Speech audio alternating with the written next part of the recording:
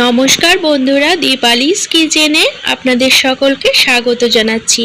চলে এসেছি আজকে আবারও একটি ভিডিও নিয়ে। আজকে আমি মুড়ি দিয়ে খুবই সুস্বাদু একটি মিষ্টির রেসিপি আপনাদের সাথে শেয়ার করেছি। মুড়ি দিয়ে যে এত ভালো একটি মিষ্টি তৈরি হয় সেটি এই ভিডিওটি আপনারা দেখলে অবশ্যই বুঝতে পারবেন। তো পুরো ভিডিওটি দেখার অনুরোধ করছি, আশা করছি ভিডিওটি আপনাদের ভালো লাগবে। তো এই রেসিপিটি বানানোর জন্য দেখতে পাচ্ছেন এখানে মুড়ি নিয়েছি, আর এই মুড়ি প্রথমে মিক্সিতে দিয়ে বেশ ভালো করে গুঁড়ো করে নিয়েছি। দেখতে পাচ্ছেন বেশ খানিকটা মুড়ির গুঁড়ো নিয়েছি এখানে। এবার এই মুড়ির গুঁড়ো দিয়েই কিন্তু রেসিপিটি তৈরি হয়ে যাবে। খুব অল্প উপকরণ লাগে এটি বানাতে, আর খেতেও কিন্তু বেশ ভালো লাগে। তো বন্ধুরা, এখানে আমি অল্প একটুখানি লবণ দিচ্ছি, যেহেতু মুড়িতে লবণ থাকে তাই আর বেশি দিলাম না। আর এখানে 2 থেকে 3 টেবিল চামচ গুঁড়ো দুধ বা মিল্ক পাউডার দিচ্ছি।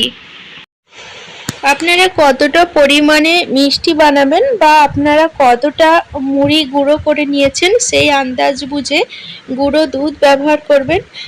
এবার এই 3টে জিনিস হাত দিয়ে বেশ ভালো করে মিশিয়ে নিতে হবে।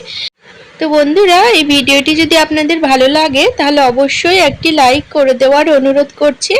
আর এখানে দেখতে পাচ্ছেন 3টি উপকরণ ভালোভাবে মিশিয়ে নিয়েছি। এখন এটি এক সাইডে সরিয়ে রাখছি।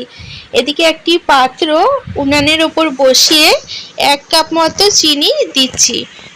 1 কাপ চিনির জন্য এখানে আমি 1.5 কাপ মতো জল দিয়ে দিচ্ছি। এবার এটিকে খুব ভালো করে ফুটিয়ে নিতে হবে, একদম গাঢ় করব না এই সেরাটা। চিনির জল ফুটিয়ে 1 তার বা 2 তার হয়ে ঘন হয়ে যায়, সেই রকমভাবে ঘন করার কোনো প্রয়োজন নেই।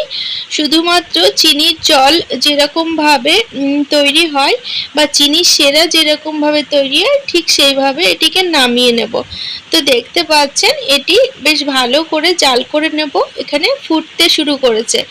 এখন আমি এর মধ্যে 2 থেকে 3টে এলাচ বেশ ছাড়িয়ে এর মধ্যে দিয়ে দিচ্ছি, যাতে এর গন্ধটা খুব সুন্দর আসে। আর এলাচ দেওয়ার পরে আরও কিছুক্ষণ ফুটিয়ে নেব। তো বন্ধুরা, ভিডিওটি যদি আপনাদের ভালো লাগে তাহলে আমার সাথে থাকার জন্য চ্যানেল সাবস্ক্রাইব করে বেল নোটিফিকেশনটা অবশ্যই অন করে রাখবেন, তাতে আমি যখনই নতুন ভিডিওর আপলোড দেব তার নোটিফিকেশন আপনারা সকলের প্রথমে পেয়ে যাবেন, আর ভিডিওগুলো কিন্তু সবার আগে দেখতে পাবেন। তো এখানে দেখতে পাচ্ছেন এটি রেডি হয়ে গেছে। এখন ওভেনটা অফ করে দিচ্ছি আর ঠান্ডা হওয়ার জন্য রেখে দেব। তো এই জলটা ঠান্ডা হয়ে গেছে। এখন আগে থেকে মিশিয়ে রাখা মুড়ির গুঁড়োর মধ্যে অল্প অল্প করে এই মিষ্টির জল দিচ্ছি, আর হালকা করে মেখে নিতে হবে।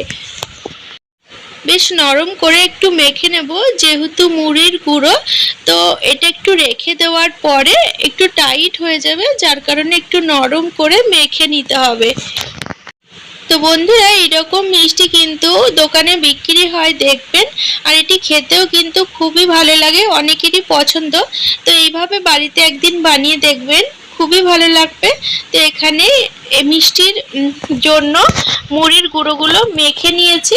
এখন কিছুক্ষণ রেখে দেওয়ার পরে বেশ খানিকটা টাইট হয়ে এসেছে। এবার হাতে অল্প ঘি মাখিয়ে এইভাবে গোল গোল আকারে বানিয়ে নিতে হবে। তো হালকা হাতে প্রেস করলেই কিন্তু এটা গোলাকার হয়ে যাবে। এবার আমি গুঁড়ো দুধ বা মিল্ক পাউডারের মধ্যে এইভাবে কোট করে নিব। এইভাবে বাকি মিষ্টিগুলোও তৈরি করে নেব। তো বন্ধুরা, দেখলেন আপনারা মুড়ি দিয়ে কত সুন্দর আর কত সহজে অল্প উপকরণ দিয়ে মিষ্টি তৈরি হয়ে যায়। তো এই মিষ্টিগুলো একদিন হলেও আপনারা বাড়িতে বানিয়ে দেখবেন, আশা করছি আপনাদের সকলেরই ভীষণ ভালো লাগবে। কারণ সকল সময় দোকান থেকে কিনে আনা সম্ভব হয়ে ওঠে না, সেক্ষেত্রে বাড়িতে তো মুড়ি সব সময় থাকে। তো মুড়ি গুঁড়ো করে নিয়ে এইভাবে মিষ্টি বানিয়ে নিতে পারেন খুবই সহজে, আর এটিগুলো খেতে কিন্তু খুবই ভালো হয়। একদিন হলেও এগুলো আপনারা বাড়িতে বানিয়ে দেখুন, আশা করছি আপনাদের ভালো লাগবে।